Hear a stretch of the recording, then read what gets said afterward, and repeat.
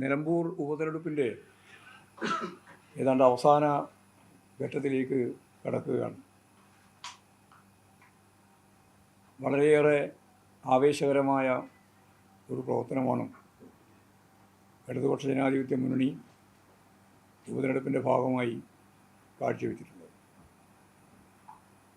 കൃത്യമായ രാഷ്ട്രീയവും വ്യക്തതയോടുകൂടിയുള്ള വികസന നിലപാടും ഈ നിയോജക മണ്ഡലത്തിലാകെ കൃത്യതയോടെ അവതരിപ്പിക്കാൻ ഇടതുപക്ഷ ജനാധിപത്യ മുന്നണിക്ക് സാധിച്ചിട്ടുണ്ട്.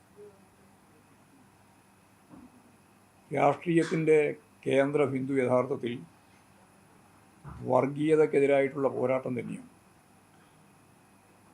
ഭൂരിപക്ഷ വർഗീയതയും ന്യൂനപക്ഷ വർഗീയതയും അതിശക്തിയായ പ്രചാരണ പ്രവർത്തനത്തിൽ മുഴച്ചു നിന്ന ഒരു ഉപതെരഞ്ഞെടുപ്പ് കൂടിയായിരുന്നു നിലമ്പൂർ ഉപതെരഞ്ഞെടുപ്പ്. ഭൂരിപക്ഷ വർഗീയത സംഘപരിവാർ വിഭാഗങ്ങളാകെ ചേർന്നുകൊണ്ട് ഹിന്ദുത്വ അജണ്ടയുമായി ബന്ധപ്പെട്ട് നിയോജക മണ്ഡലത്തിൽ പ്രചാരണ പ്രവർത്തനത്തിന് ഇറങ്ങുകയുണ്ടായി. അതോടൊപ്പം തന്നെ ന്യൂനപക്ഷ വർഗീയതയുടെ ഏറ്റവും പ്രമുഖമായ വിഭാഗമായിട്ട് രാജ്യം ലോകം അംഗീകരിക്കുന്ന ജമാഅത്തെ ഇസ്ലാമി എന്ന സംഘടനയുമായി ലോകത്ത് ഒരു ജനാധിപത്യ പ്രസ്ഥാനവും ചേർന്ന് പ്രവർത്തിച്ച പാരമ്പര്യം ഇല്ല. ഇവിടെ വി.ഡി. സതീശൻ എന്ന പ്രതിപക്ഷ നേതാവ്, അതോടൊപ്പം ചേർന്ന് ലീഗും അതുപോലെ തന്നെ കോൺഗ്രസ്, UDF സഖ്യകക്ഷിയെപ്പോലെ ഞങ്ങൾ അസോസിയേറ്റ് ചെയ്ത് വർക്ക് ചെയ്ത് പോവുകയാണ് എന്ന് പരസ്യമായിട്ട് പറയുകയും ജമാഅത്തെ ഇസ്ലാമിക്ക് പഴയ കാലത്തുള്ളതുപോലെയുള്ള വർഗീയ നിലപാടുകളില്ല എന്ന് അവരെ വെള്ളപൂശി അവതരിപ്പിക്കുകയും ചെയ്ത വിചിത്രമായ ഒരു രാഷ്ട്രീയം കേരളത്തിൽ UDF അവതരിപ്പിക്കുകയുണ്ടായി. വരാൻ പോകുന്ന തദ്ദേശ സ്വയംഭരണ സ്ഥാപനങ്ങളിലേക്കുള്ള തെരഞ്ഞെടുപ്പിലും അതിനുശേഷം നടക്കാൻ പോകുന്ന അസംബ്ലി തെരഞ്ഞെടുപ്പിലുമൊക്കെ ഇവരുമായി ചേർന്ന് സീറ്റ് പങ്കുവെച്ച് ഒരു മുന്നണിയായിട്ട് മത്സരിച്ച് മുന്നോട്ടേക്ക് പോകാം എന്നാണ് അവരുണ്ടാക്കിയിട്ടുള്ള ധാരണ എന്ന വാർത്ത മാധ്യമങ്ങളിൽ നിറയുകയുണ്ടായി. ഇത് ദൂരവ്യാപകമായ ഫലമുളവാക്കുന്ന ഗൗരവതരമായ ഒരു പ്രശ്നമാണ്. കേരളത്തിൽ ജമാഅത്തെ ഇസ്ലാമി എന്ന് പറയുന്നത് വളരെ ചെറിയൊരു ന്യൂനപക്ഷം. പക്ഷേ ആ ചെറിയ ന്യൂനപക്ഷത്തിനേക്കാളും വളരെ ഗൗരവതരമായ അപകടകരമായ മുദ്രാവാക്യമാണ് അവർ ഉയർത്തുന്നത്. അത് ധ്രുവീകരണത്തിൻ്റെതാണ്. മുസ്ലിം രാജ്യം, മുസ്ലിം ലോകം, അതാണ് അവരുടെ ഉന്നം. ഇത് വർഗീയ ശക്തികളെ പരസ്പരം ശക്തിപ്പെടുത്തുന്ന ഒന്നാണ്. വർഗീയ ശക്തികൾ പരസ്പരം ഏറ്റുമുട്ടിയാൽ ഏതെങ്കിലും ഒന്ന് ജയിക്കുകയോ ഏതെങ്കിലും മറ്റൊന്ന് തോൽക്കുകയോ അല്ല ചെയ്യുക. വർഗീയ ശക്തികൾ പരസ്പരം ഏറ്റുമുട്ടുന്നത് തന്നെ പരസ്പരം ശക്തിപ്പെടാനാണ്. അങ്ങനെ പരസ്പരം ശക്തിപ്പെടുന്ന രണ്ട് വിഭാഗങ്ങൾ തമ്മിൽ സംഘർഷാത്മകമായ സാഹചര്യം സൃഷ്ടിക്കാൻ പശ്ചാത്തലമൊരുക്കുന്ന ഒരു നിലപാടാണ് ഒരു ഭാഗത്ത് BJP ഉൾപ്പെടെയുള്ള സംഘപരിവാർ വിഭാഗവും മറുഭാഗത്ത് UDF ഉൾപ്പെടെ ചേർന്നുകൊണ്ടുള്ള ജമാഅത്തെ ഇസ്ലാമി ഉൾപ്പെടെയുള്ള വർഗീയ കൂട്ടുകൾ. ഈ രണ്ട് വർഗീയ കൂട്ടുകെട്ടുകൾക്കുമെതിരെ മതനിരപേക്ഷ ഉള്ളടക്കം ഉയർത്തിപ്പിടിക്കുന്ന എല്ലാ ജനാധിപത്യ ശക്തികളെയും എല്ലാ ജനാധിപത്യ വിശ്വാസികളെയും നമുക്കറിയാം. വർഗീയത പ്രകടിപ്പിക്കുന്ന ആളുകൾക്ക് യഥാർത്ഥത്തിൽ അവർ വിശ്വാസികളൊന്നുമല്ല. അവർ വിശ്വാസം ഒരു ഉപകരണമായിട്ട് ഉപയോഗിക്കുന്നവരാണ്. ഇവിടെയുള്ള ഹിന്ദു ആയാലും മുസ്ലിം ആയാലും ക്രിസ്ത്യാനി ആയാലും വലിയ ഒരു വിഭാഗം വിശ്വാസികളാണ്. ആ വിശ്വാസികളെ അടിസ്ഥാനപ്പെടുത്തിക്കൊണ്ട് മാത്രമേ വർഗീയതയെ ചെറുക്കുന്നതിന് വേണ്ടി സാധിക്കൂ. അതുകൊണ്ട് എല്ലാ മതവിഭാഗത്തിലും പെട്ട വിശ്വാസികളായ മനുഷ്യ സമൂഹത്തിൻ്റെ അകത്ത് കലുഷിതമായ അന്തരീക്ഷം സൃഷ്ടിച്ച് വർഗീയ ധ്രുവീകരണത്തിന് വേണ്ടി പ്രവർത്തിക്കുന്ന ശക്തികളെ ഒറ്റപ്പെടുത്താൻ വിശ്വാസികൾ ഉൾപ്പെടെയുള്ള മുഴുവൻ ആളുകളും ഒറ്റക്കെട്ടായിട്ട് മുമ്പോട്ടേക്ക് പോകേണ്ടതുണ്ട്. ഈ തെരഞ്ഞെടുപ്പ്, നിലമ്പൂർ ഉപതെരഞ്ഞെടുപ്പ്, യഥാർത്ഥത്തിൽ അതുണ്ടാക്കുന്ന രാഷ്ട്രീയ പ്രത്യാഘാതം ഈ ഉപതെരഞ്ഞെടുപ്പിൻ്റെ ഭാഗം മാത്രമായിട്ട് നിൽക്കുന്നതല്ല. വരാൻ പോകുന്ന തദ്ദേശ സ്വയംഭരണ സ്ഥാപനങ്ങളിലേക്കുള്ള തെരഞ്ഞെടുപ്പിലും അതിനുശേഷം 2026 ഏപ്രിൽ മെയ് മാസം നടത്തേണ്ടുന്ന അസംബ്ലി തെരഞ്ഞെടുപ്പിലും സ്വാധീനം ചെലുത്തുന്ന ഒന്നായിരിക്കും ഈ ഉപതെരഞ്ഞെടുപ്പിൻ്റെ വിധി എന്ന കാര്യത്തിൽ യാതൊരു സംശയമില്ല.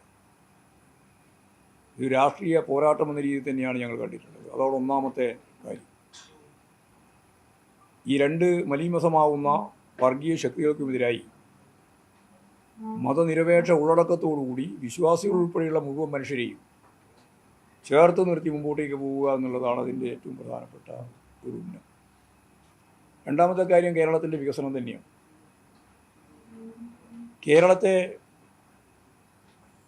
നവകേരളമാക്കി രൂപപ്പെടുത്തുക എന്നുള്ളതാണ് ഇടതുപക്ഷ ജനാധിപത്യ മുന്നണി കാണുന്ന അതിൻ്റെ ലക്ഷ്യം. ഇന്ത്യയിൽ ഒരേ ഒരു ഇടതുപക്ഷ ശക്തിയുടെ സ്വാധീനമുള്ള ബദൽ സംവിധാനം കൈകാര്യം ചെയ്യുന്ന സംസ്ഥാനമാണ് കേരളത്തിലെ ഗവൺമെൻറ്. ഒന്നാമത്തെ ടേം കഴിയുമ്പോൾ ഇനി ഇടതുപക്ഷ ജനാധിപത്യ മുന്നണിക്ക് യാതൊരു സാധ്യതയുമില്ല എന്ന് ബൂർഷ്വാ പാർട്ടികളും മാധ്യമങ്ങളും എല്ലാം വിധി എഴുതിയതാണ്. പക്ഷേ 99 സീറ്റോടുകൂടി രണ്ടാം ടേമിലേക്ക് തിരിച്ചു വരികയാണ് ചെയ്തത്. ഒരു ചരിത്ര സംഭവമായിരുന്നു. ഒരു മൂന്നാം ടേമിലേക്കുള്ള കേരളത്തിലെ ഇടതുപക്ഷ ജനാധിപത്യ മുന്നണി ഗവൺമെൻറ്റിൻ്റെ മുന്നേറ്റം, അതാണ് ചരിത്രം കുറിക്കുന്ന അടുത്ത കേരളത്തിൻ്റെ സംഭവം. അതിലേക്ക് നയിക്കുന്നതിന് വേണ്ടി കേവലമായിട്ടുള്ള വികസനം എന്ന കാര്യം വിശദീകരിക്കുകയല്ല, ഒരു വികസിത കേരളമാക്കി രൂപപ്പെടുത്താനാണ് ഉദ്ദേശിക്കുന്നത്. അല്ലാതെ പിന്നണിയിൽ നിന്ന് പിന്നണിയിലേക്ക് പോകാനല്ല, വികസനത്തിലേക്ക് കുതിക്കുകയാണ് കേരളത്തിൻ്റെ ഉന്നം. പശ്ചാത്തല സൗകര്യങ്ങളെല്ലാം ഇന്ത്യക്ക് മാതൃകയാവുന്ന രീതിയിൽ കേരളം ഇപ്പോൾ കൈകാര്യം ചെയ്തിട്ടുണ്ട്. അതിദരിദ്രരില്ലാത്ത ആദ്യത്തെ ഇന്ത്യൻ സംസ്ഥാനമായിട്ട് കേരളം മാറാൻ പോവുകയാണ് നവംബർ 1-ാം തീയതിയോടുകൂടി. ആ പ്രഖ്യാപനം നടക്കാൻ പോവുകയാണ്. വിദ്യാഭ്യാസ മേഖലയിൽ നമ്മൾ ഇപ്പോഴും എത്രയോ കാലമായിട്ട് നമ്മൾ 1-ാം സ്ഥാനത്താണ്, ഉന്നത വിദ്യാഭ്യാസം ഉൾപ്പെടെ. വീടില്ലാത്തവർക്കെല്ലാം വീട് എന്ന ലൈഫ് പദ്ധതിയുടെ ഭാഗമായിട്ട് 5 ലക്ഷത്തിലധികം ആളുകളുടെ വീട് പണി പൂർത്തിയാക്കി മിക്കവാറും കൈമാറിക്കഴിഞ്ഞു. ഇനിയും വേണ്ടവർക്ക് വീട് കൊടുക്കാൻ തന്നെയാണ് ഉദ്ദേശിക്കുന്നത്. ഇപ്പോൾ പാർപ്പിട പ്രശ്നം പരിഹരിക്കപ്പെടുന്ന ഒരു സംസ്ഥാനമാവും. അതേപോലെ തന്നെ ഏറ്റവും പ്രധാനമായിട്ട് ജനകീയ ആരോഗ്യ പ്രസ്ഥാനം ലോകത്തിന് മാതൃകയാകുന്ന രീതിയിൽ കേരളം കൈകാര്യം ചെയ്യുക. തൊഴിലില്ലായ്മയാണ് നമ്മൾ അഭിമുഖീകരിക്കുന്ന ഏറ്റവും പ്രധാനപ്പെട്ട മറ്റൊരു പ്രശ്നം. തൊഴിലില്ലായ്മ പ്രശ്നം പരിഹരിക്കുന്നതിന് വേണ്ടി ഒരു ഇന്ത്യൻ സംസ്ഥാനം ഗവൺമെൻറ്റും എടുക്കാത്ത നിലയിലുള്ള പുതിയ നിലപാടുമായിട്ട് ഗവൺമെൻറ് മുന്നോട്ടേക്ക് പോവുക. കഴിഞ്ഞ പ്രകടന പത്രികയിൽ തന്നെ ചൂണ്ടിക്കാണിച്ചിരുന്ന ഒരു പ്രധാനപ്പെട്ട കാര്യം വിജ്ഞാന കേരളം എന്നുള്ളതാണ്. അതിൻ്റെ ഒപ്പം തന്നെ ചേർത്താണ് വിജ്ഞാന സമ്പദ് വ്യവസ്ഥ എന്ന് പറഞ്ഞത്. ഇവിടെ കേരളത്തിലെ ജനങ്ങൾക്ക് ജോലി നൽകുക എന്നുള്ളത് വളരെ പ്രധാനപ്പെട്ട ഒരു ഉന്നമാണ്. അതിന് നല്ല രീതിയിലുള്ള മൂലധന നിക്ഷേപം വേണം. പശ്ചാത്തല സൗകര്യം കിഫ്ബി ഉൾപ്പെടെ ഉപയോഗപ്പെടുത്തിയിട്ട് കേരളം മാതൃകാപരമായ രീതിയിൽ മുന്നേറിയിരിക്കുകയാണ്. 90,000 കോടി രൂപയുടെ വികസന പ്രവർത്തനങ്ങളാണ് റോഡ്, പാലം, ആശുപത്രി കെട്ടിടങ്ങൾ, സ്കൂൾ കെട്ടിടങ്ങൾ, അതുപോലെ തന്നെ നാഷണൽ ഹൈവേ 66 വേണ്ടി നൽകിയിട്ടുള്ള 5,600 കോടി രൂപ ഉൾപ്പെടെ എല്ലാം പരിശോധിച്ചാൽ വളരെ വലിയ രീതിയിലുള്ള മുന്നേറ്റമാണ് യഥാർത്ഥത്തിൽ നമുക്ക് സൃഷ്ടിക്കാൻ സാധിച്ചിട്ടുള്ളത് പശ്ചാത്തല സൗകര്യ കാര്യത്തിൽ. അഭ്യസ്തവിദ്യരായ യുവതിയുവാക്കളുടെ എണ്ണം ഏറ്റവും കൂടുതലുള്ള സംസ്ഥാനമാണ് കേരളം. അടിസ്ഥാന ജനവിഭാഗങ്ങൾക്കുൾപ്പെടെ ഉന്നത വിദ്യാഭ്യാസം നേടാൻ സാധിക്കുന്ന കുടുംബങ്ങളാണ് കേരളത്തിലുള്ളത്. അവർക്കെല്ലാം തൊഴിൽ നൽകുക എന്നുള്ളതാണ് ഏറ്റവും പ്രധാനപ്പെട്ട ഒരു വെല്ലുവിളി. അതിനാവശ്യമായ മൂലധന നിക്ഷേപം വേണം. അത് കണ്ടെത്താൻ ആവശ്യമായ രീതിയിലുള്ള പ്രവർത്തനം നടത്തണം. കാരണം കേന്ദ്ര ഗവൺമെൻറ് നമുക്ക് അറിയുന്നത് പോലെ വയനാട് ദുരന്തത്തിന് പോലും സഹായം നൽകാൻ തയ്യാറായിട്ടില്ല. സുപ്രീം കോടതി ആവർത്തിച്ച് പറഞ്ഞിട്ടും അവിടുത്തെ കൃഷിക്കാരൻ്റെ, പാവപ്പെട്ട മനുഷ്യൻ്റെ വാങ്ങിയ കടം ദേശാൽകൃത ബാങ്കുകൾ കേന്ദ്ര ഗവൺമെൻറ് ഇടപെട്ട് ആവശ്യമായ ഇടപെടൽ നടത്തി സ്വീകരിക്കണം നടപടി എന്ന് പറഞ്ഞിട്ട് ഇപ്പോഴും വിമർശനാത്മകമായ രീതിയിൽ കോടതി പറഞ്ഞുകൊണ്ടിരിക്കുകയാണ്. എന്തേ നിങ്ങൾ സ്വീകരിക്കാത്തത് എന്ന്. കേരള ബാങ്ക് ഉൾപ്പെടെയുള്ളത് എഴുതിത്തള്ളാൻ തീരുമാനിച്ചു. പക്ഷേ കേന്ദ്ര ഗവൺമെൻറ്റിൻ്റെ നേരിട്ടുള്ള നിയന്ത്രണത്തിലുള്ള പൊതുമേഖലാ ബാങ്കുകളിൽ നിന്ന് വാങ്ങിയിട്ടുള്ള കടം എഴുതിത്തള്ളാൻ കൂട്ടാക്കുന്നില്ല എന്നുള്ളത് അതിശക്തിയായ വിമർശനം ഹൈക്കോടതി തന്നെ ഉയർത്തുന്ന നില ഉണ്ടായി. എന്ന് പറഞ്ഞാൽ കേരളത്തോട് കേന്ദ്ര ഗവൺമെൻറ് കാണിച്ചുകൊണ്ടിരിക്കുന്ന സാമ്പത്തിക നിലപാടുകൾ ഒരു ഉപരോധത്തിൻ്റെതാണ്. ഇവിടെ 10-60 ലക്ഷം ആളുകൾക്ക് 1600 രൂപ പ്രകാരം പെൻഷൻ കൊടുക്കാൻ തന്നെ വലിയ സാമ്പത്തിക ബാധ്യതയാണ്. ആ ബാധ്യത പോലും ഏറ്റെടുക്കാൻ കഴിയാത്ത സാഹചര്യമാണ് ഒരു ഘട്ടത്തിലുണ്ടായത്. പിന്നീട് അതെല്ലാം കൃത്യമായിട്ട് കൈകാര്യം ചെയ്ത് ഇപ്രാവശ്യം കുടിശ്ശിക തന്നെ അവസാനിപ്പിച്ചുകൊണ്ട് പൂർണ്ണമായിട്ടും അതാത് മാസം നമുക്ക് ഈ 60 ലക്ഷത്തിലധികം വരുന്ന ആളുകൾക്ക് 1600 രൂപ പ്രകാരം ക്ഷേമ പെൻഷൻ കൊടുക്കാൻ സാധിക്കുന്നു എന്നുള്ളത് വലിയ നേട്ടം തന്നെയാണ്. ഗവൺമെൻറ് ശരിയായ രീതിയിൽ മാനേജ്മെൻറ്റ് സംവിധാനം കൈകാര്യം ചെയ്തപ്പോഴാണ് കമ്മി വലിയ രീതിയിലില്ലാതെ അത് കുറച്ചു കൊണ്ടുവരാൻ കഴിഞ്ഞാൽ ഇന്ത്യൻ സംസ്ഥാനത്തിലുമായി കേരളത്തിന് മാറാൻ കഴിഞ്ഞു. 87% അധിക വിഭവം കണ്ടെത്താൻ കേരളത്തിലെ ഗവൺമെൻറ്റിനായി എന്നുള്ളതാണ് ട്രഷറി അടക്കാതിരിക്കാനുണ്ടായിരുന്ന ഏറ്റവും പ്രധാനപ്പെട്ട കാര്യം. എല്ലാ അർത്ഥത്തിലും വികസിതമായ ഒരു കേരളത്തെ നമുക്ക് സൃഷ്ടിക്കാൻ സാധിക്കണമെങ്കിൽ ഞാൻ നേരത്തെ പറഞ്ഞ പോലെ മൂലധന നിക്ഷേപം വേണം. തൊഴിലില്ലായ്മ പരിഹരിക്കണമെങ്കിൽ 2 ഭാഗം കൈകാര്യം ചെയ്യണം. ഒന്ന്, സ്വയം സംരംഭകരെ കണ്ടെത്തുക. അതിൻ്റെ ഭാഗമായിട്ടാണ് 1 ലക്ഷം സംരംഭകരെ കണ്ടെത്തണമെന്ന് ഒന്നാം പിണറായി ഗവൺമെൻറ് കഴിഞ്ഞ് രണ്ടാം പിണറായി ഗവൺമെൻറ്റിൻ്റെ ആദ്യ വർഷം തന്നെ നമ്മൾ തീരുമാനിച്ചു. 1 ലക്ഷം ആളുകളെ രജിസ്റ്റർ ചെയ്യാൻ തീരുമാനിച്ചു, പുതിയ യൂണിറ്റുകളായിട്ട്, സംരംഭകരായിട്ട്. അത് 1,30,030 ഉയർന്നു. കഴിഞ്ഞ 3 കൊല്ലത്തിൻ്റെ അനുഭവം 3,50,000 സ്വയം സംരംഭകരെ രജിസ്റ്റർ ചെയ്യാൻ കഴിഞ്ഞു എന്നുള്ളതും 100 കോടി രൂപ വരെ അത്തരത്തിലുള്ള ചെറുകിട സംരംഭത്തിൻ്റെ ഭാഗമായിട്ടുള്ള നിക്ഷേപം വന്നു എന്നുള്ളതുമാണ്. ഏതാണ്ട് 7 ലക്ഷത്തിലധികം ആളുകൾക്ക് തൊഴിൽ നൽകാൻ കഴിയും. മറ്റ് വിവിധ മേഖലകളും PSCയും എല്ലാം ചേർന്ന് ഇപ്പോഴേ ഏതാണ്ട് കേരളത്തിൽ 10 ലക്ഷത്തിലധികം ആളുകൾക്ക് പുതുതായിട്ട് തൊഴിൽ ലഭിക്കുന്ന സ്ഥിതി ഉണ്ടായി. KEDSC ഉൾപ്പെടെ, കേരള നോളജ് എക്കണോമി മിഷൻ ഉൾപ്പെടെ ആയിരക്കണക്കിന് ആളുകൾക്ക്, ലക്ഷക്കണക്കിന് ആളുകൾക്ക് തൊഴിൽ കൊടുക്കുന്നതിന് വേണ്ടി പദ്ധതികൾ ആവിഷ്കരിച്ച് മുന്നോട്ടേക്ക് പോവുകയാണ്. ഇപ്പോൾ തന്നെ നിരവധി ആളുകൾക്ക് തൊഴിൽ കിട്ടിക്കഴിഞ്ഞു. അപ്പോൾ സ്വാഭാവികമായിട്ടും വിഴിഞ്ഞം പദ്ധതി ഉൾപ്പെടെയുള്ള കേരളത്തിൻ്റെ കവാടം പോലെ വികസനത്തിൻ്റെ ഏറ്റവും പ്രധാനപ്പെട്ട ഒരു അടയാളപ്പെടുത്തലായിട്ട് മാറുമ്പോൾ 1-2 ജില്ലയിലെ അതിവിപുലമായ രീതിയിലുള്ള വികസന പ്രവർത്തനങ്ങളിലേക്കത് കൃത്യമായിട്ട് നിലപാട് സ്വീകരിച്ച് മുമ്പോട്ടേക്ക് പോകാൻ അതുവഴി കഴിയും. കൊച്ചിയെപ്പറ്റി ഞാൻ പ്രത്യേകിച്ച് പറയേണ്ടതില്ല. കൊച്ചി പാലക്കാട് വഴി കോയമ്പത്തൂരിലേക്കുള്ള ഇടനാഴി, വ്യാവസായിക ഇടനാഴി ഇപ്പോൾ കേന്ദ്ര ഗവൺമെൻറ് തന്നെ അംഗീകരിച്ചിട്ടുണ്ട്. 14,000-ലധികം ഏക്കർ ഭൂമി തന്നെ നമ്മൾ കണ്ടെത്താൻ ശ്രമിച്ചിട്ടുണ്ട്. വലിയ ഒരു ഭാഗം കണ്ടെത്തിയിട്ടുണ്ട്.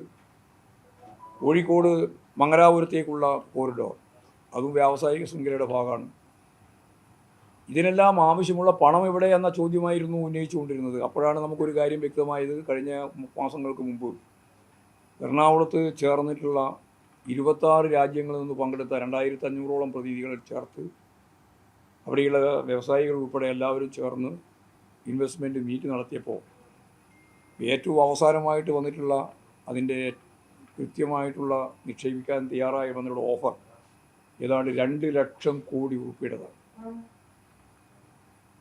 വ്യവസായ വകുപ്പ് മന്ത്രി രാജീവ് തന്നെ പറഞ്ഞ ഒരു മാസം കൊണ്ട് 10,000 കോടി രൂപയുടെ പുതിയ സംരംഭ പ്രവർത്തനങ്ങൾ ആരംഭിക്കാൻ പോകുന്നു. നമുക്ക് മാസാമാസം ഒരു 10,000-10,000ത്തിലേക്ക് എത്തിക്കാൻ പറ്റും. വലിയ ഒരു ശൃംഖലയാണ് രൂപപ്പെട്ട് വരാൻ പോകുന്നത്. അപ്പോൾ തൊഴിലില്ലായ്മ പ്രശ്നം പരിഹരിക്കുന്നതിന് വേണ്ടിയുള്ള യുവതികളുടെ ഏറ്റവും പ്രധാനപ്പെട്ട പ്രശ്നം എന്ന രീതിയിൽ അതിന് നല്ല പരിഹാരം കാണുന്നതിന് വേണ്ടിയുള്ള ഫലപ്രദമായ ഇടപെടൽ നടത്താൻ ഈ ഗവൺമെൻറ്റിന് സാധിക്കുന്നു. ഇപ്പോൾ ഞാൻ പറഞ്ഞു വന്നത്, ഓരോ മേഖലയിലും, അത് കാർഷിക മേഖലയിലും വ്യാവസായിക മേഖലയിലും തൊഴിൽ മേഖലയിലും എല്ലാ മേഖലയിലും ഒരു പുതിയ തരത്തിലേക്ക്. കാരണം ഇന്ത്യ ഗവൺമെൻറ്റിൻ്റെയും ലോക മുതലാളിത്തത്തിൻ്റെയും ഏറ്റവും പ്രധാനപ്പെട്ട പ്രതിസന്ധി സമ്പന്നർ കൂടുതൽ സമ്പന്നരാകുന്നു, ദരിദ്രർ കൂടുതൽ ദരിദ്രരാകുന്നു എന്നുള്ളതാണ്. ഇതിനാണ് മുതലാളിത്ത പ്രതിസന്ധി എന്ന് പറയുന്നത്. അതിനെ മറികടന്നുകൊണ്ട് ഏറ്റവും പിന്നിൽ നിൽക്കുന്ന മനുഷ്യരെ കൂടുതൽ മുന്നോട്ടേക്ക് നയിക്കുക. ഇതാണ് ബദൽ. എന്താണ് ബദൽ എന്ന് ചില ആളുകൾ ചോദിക്കുന്നുണ്ട്. അതാണ് ബദൽ. നേരത്തെ ഇത് സമ്പന്നർ കൂടുതൽ സമ്പന്നരാകുക, ദരിദ്രർ കൂടുതൽ ദരിദ്രരാകുക. ഇതാണ് മുതലാളിത്ത പ്രതിസന്ധി. ഇവിടെ ഏറ്റവും പിന്നിൽ നിൽക്കുന്ന മനുഷ്യരെ നല്ലതുപോലെ ഉയർത്തിക്കൊണ്ടുവരുന്നതിന് വേണ്ടിയുള്ള ശ്രമം നടത്തുക. ആ തരത്തിൽ കേരളത്തിൽ ഇടതുപക്ഷ ജനാധിപത്യ മുന്നണി ഗവൺമെൻറ്, സഖാവ് പിണറായി തന്നെ കേരളത്തിൻ്റെ മുഖ്യമന്ത്രി തന്നെ ചൂണ്ടിക്കാണിച്ചതുപോലെ വികസിത അർദ്ധ വികസിത രാജ്യങ്ങളിലെ എന്ന് പറഞ്ഞാൽ 400 കൊല്ലക്കാലം വികസനം നേടിയ രാജ്യത്തെപ്പറ്റിയാണ് പറയുന്നത്. നമ്മൾ 1957 മുതലാണ് യഥാർത്ഥത്തിൽ ഈ വികസനത്തിൻ്റെ പാതയിലേക്ക് വരുന്നത്. അത്ര ചെറിയ വർഷമായിട്ട് ഈ വികസനം നേടിയിട്ടുള്ള വികസിത അർദ്ധ വികസിത രാജ്യങ്ങളിലെ ജനങ്ങളുടെ ജീവിത നിലവാരത്തിലേക്ക് കേരളത്തിലെ ജനങ്ങളുടെ ജീവിത നിലവാരം ഉയർത്തിക്കൊണ്ടുവരിക എന്നുള്ളതാണ് ഇടതുപക്ഷ ജനാധിപത്യ മുന്നണി വികസനത്തിൻ്റെ നിലപാടായിട്ട് മുന്നോട്ടേക്ക് വെച്ചത്.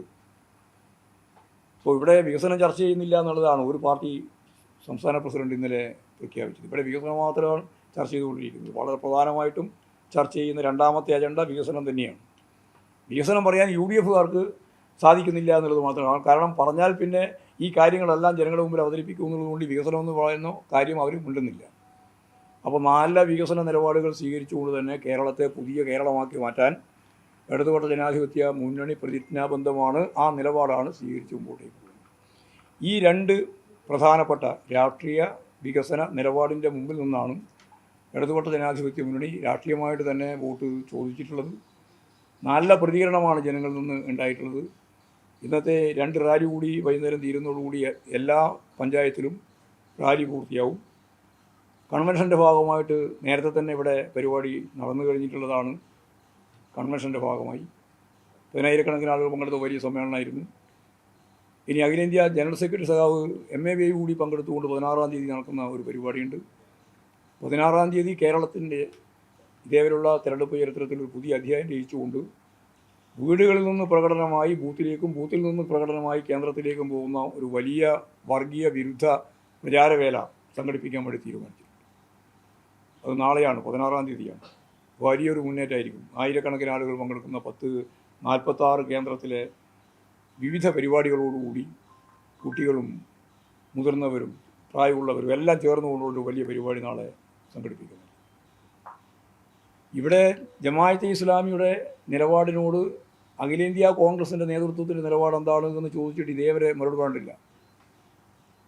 സതീശൻ പറഞ്ഞത് അതിന് പ്രിയങ്ക ഗാന്ധി മറുപടി പറയേണ്ടതില്ല, ഞാൻ തന്നെ പറഞ്ഞോളാതാണ്. പക്ഷേ ഞാൻ തന്നെ പറഞ്ഞിട്ടില്ല.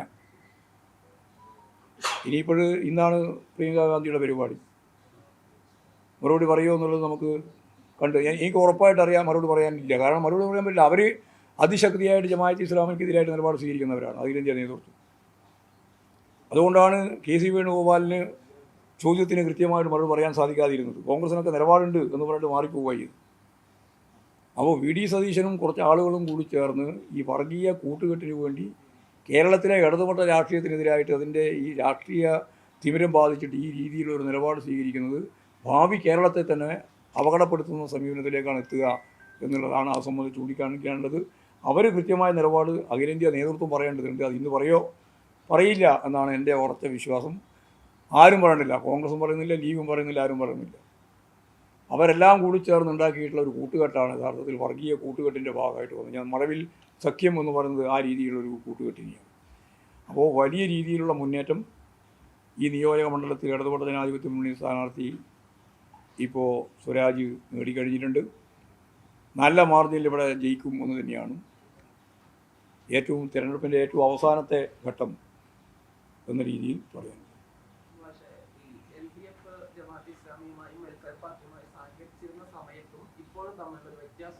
ഇല്ല, ഞങ്ങൾ സഹകരിച്ചിട്ടില്ല. ഞങ്ങളുമായിട്ട് യാതൊരു സഹകരണം ഉണ്ടായിരുന്നില്ല. ഞങ്ങൾ ഒരു തരത്തിലും രാഷ്ട്രീയ മുന്നണി ഉണ്ടാക്കിയില്ല, രാഷ്ട്രീയ കൂട്ടുകെട്ടുണ്ടാക്കിയിട്ടേ ഇല്ല. അന്നും ഉണ്ടാക്കിയില്ല, ഇന്നും ഉണ്ടാക്കിയില്ല, നാളെ ഉണ്ടാക്കുകയും ചെയ്യില്ല. ഞാനത് പറഞ്ഞു കഴിഞ്ഞില്ല. എത്ര പ്രാവശ്യം വിശദീകരിച്ചു? നിങ്ങളോടല്ലേ വിശദീകരിച്ചുകൊണ്ടിരിക്കുന്നത്. ഒരു 23 വെറുതെ കളവ് പറയാണ്, ഓരോന്നോരോന്നായിട്ട് കളവ് പറയും. നിങ്ങൾ പറയാം 23 ഏതാണെന്ന്. UDF ബന്ധപ്പെട്ടുണ്ടാക്കിയത് നമ്മുടെ മുമ്പിലുണ്ട്, അത് പറയുകയും ചെയ്തിട്ടുണ്ട്. ഒരു ഉദാഹരണം പറയണ്ട, ഒരു ഉദാഹരണം ചേർത്ത് പറയണ്ടില്ല. ഞങ്ങൾ ഒരു കൂട്ടിലങ്ങാടിയില്ല, ഒരങ്ങാടിയിലും പറയേണ്ടതില്ല. കൃത്യമായിട്ട് ഞങ്ങൾക്ക് ധാരണയുണ്ട്. ജമാഅത്തെ ഇസ്ലാമിക്ക് വെറുതെ പറഞ്ഞിരുന്നത്, നിങ്ങൾ ഏത് പത്രം, നിങ്ങൾ പത്രത്തിന് 2-3 അവർക്ക് വേണ്ടിയിട്ടുള്ള പത്രം തന്നെ ഉണ്ടല്ലോ.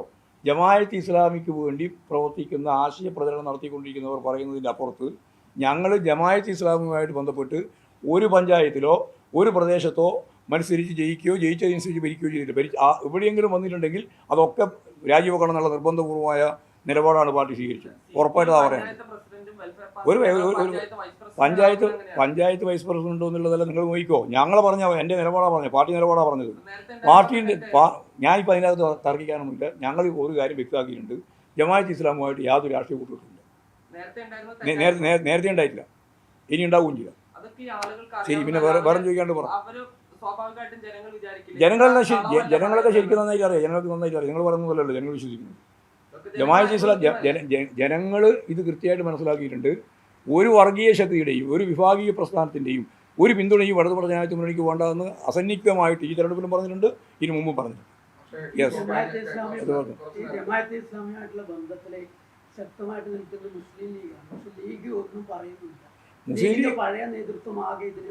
മുസ്ലിം ലീഗിൻ്റെ പഴയകാല നേതൃത്വം പൂർണ്ണമായിട്ട് ജമാഅത്തെ ഇസ്ലാമിനെ എതിർത്തുകൊണ്ടാണ് മുന്നോട്ടേക്ക് പോകുന്നത്. ജമാഅത്തെ ഇസ്ലാമി ഇവിടെ പ്രധാനപ്പെട്ട ഒരു പ്രബലമായ ശക്തിയല്ല, അതിൻ്റെ ആശയത്തിൻ്റെ പ്രശ്നമാണ്. അതാണ് ഞാൻ പറഞ്ഞത്. ആ ആശയം ഇവിടെ BJPക്ക് വളം വെച്ചു കൊടുക്കുന്ന ആശയമാണ്.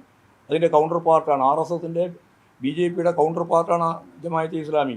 അതാണ് അതിൻ്റെ ഏറ്റവും പ്രധാനപ്പെട്ട അപകടം. ആ അപകടം മനസ്സിലാക്കിയിട്ട് തന്നെയാണ് ഇടതുപക്ഷ ജനാധിപത്യ മുന്നണി വർഗീയ വിഭാഗങ്ങൾ, 2 വിഭാഗങ്ങളെയും, ന്യൂനപക്ഷ വർഗീയതയുടെയും ഭൂരിപക്ഷ വർഗീയതയുടെയും നിലപാടുകൾക്കെതിരായിട്ട് ശക്തിയായ സമീപനം സ്വീകരിച്ചു പോയത്. അതൊന്നുകൂടി വിശദീകരിച്ച് ഞാൻ പറയുകയാണ്, ഇന്നലെയും ആ രാഷ്ട്രീയ കൂട്ടി ഞങ്ങൾ ഉണ്ടാക്കിയിട്ടില്ല, ഇപ്പോഴും ഇല്ല, നാളെയും ഇല്ല. പിണറായി അത് വൃത്തിയായി വിശദീകരിച്ചു.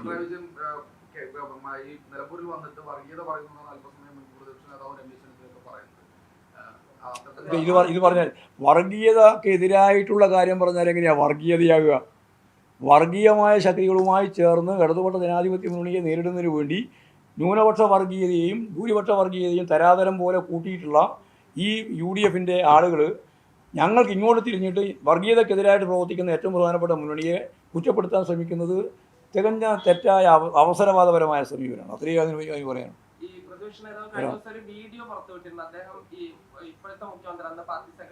ഇതെല്ലാം കുറേ പ്രാവശ്യമായിട്ട് പറഞ്ഞ് അവസാനിപ്പിക്കണം.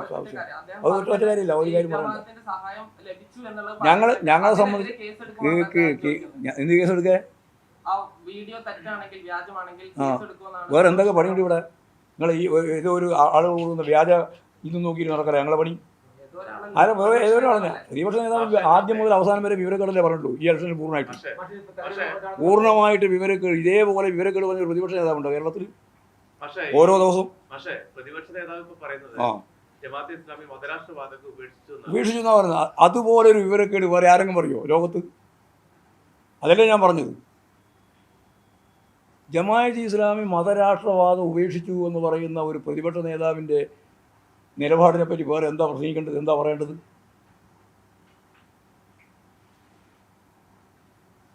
നിർത്താം.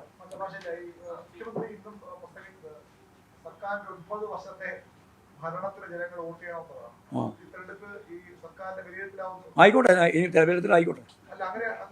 അതായിക്കോട്ടെ പോരെ, എന്നാ ആവണമെന്ന് പറയല്ലേ വേണ്ടു. അത് നല്ല ആത്മവിശ്വാസം, കുറച്ച് ആത്മവിശ്വാസം. അതാണ് ചോദിച്ചുകൊണ്ടിരിക്കട്ടെ. ഞങ്ങൾ ചോദിച്ചതിന് ഉത്തരം ഇതുവരെ പറഞ്ഞില്ല. ആ ചോദ്യം ഇങ്ങനെ ചോദിച്ചുകൊണ്ടേയിരിക്കും. ആ ചോദ്യത്തിന് ആര് മറുപടി പറയാം? ജനങ്ങൾ കൃത്യമായി മറുപടി പറയും. അല്ലാണ്ട് ഞാനതിന് മറുപടി ഒന്നും പറയണ കാര്യമില്ല. അദ്ദേഹം ഒരു ഞാൻ വെറുതെ പറഞ്ഞില്ല, ചോദിക്കുന്ന ചോദ്യമല്ലേ.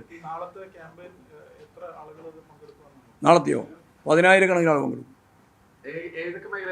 എല്ലാ മേഖലയിലും. കാലാവസ്ഥ ഞങ്ങൾക്ക് പ്രശ്നമില്ല. അങ്ങനെയാണെങ്കിൽ റാലിയിലും കണ്ടില്ലേ? ഈ റാലിയിൽ ഇതുപോലൊരു റാലി ഒരാൾ നടത്താൻ പറ്റുമോ ഈ മഴയത്ത്?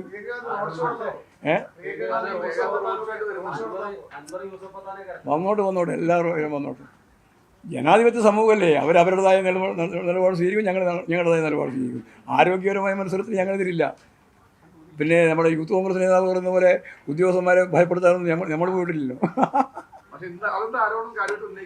ആ എന്തിനാ ഉന്നയിക്കുന്നത്? ഇതെല്ലാം കാട്ടിക്കൂട്ടുന്ന ഓരോ പേക്രാന്തങ്ങളാണ്. എന്ത് പറയാനാ, കാട്ടിക്കൂട്ടുന്ന പേക്രാന്തങ്ങളാണ് കേട്ടോ. അതൊന്നും രാഷ്ട്രീയമല്ല. ശരി.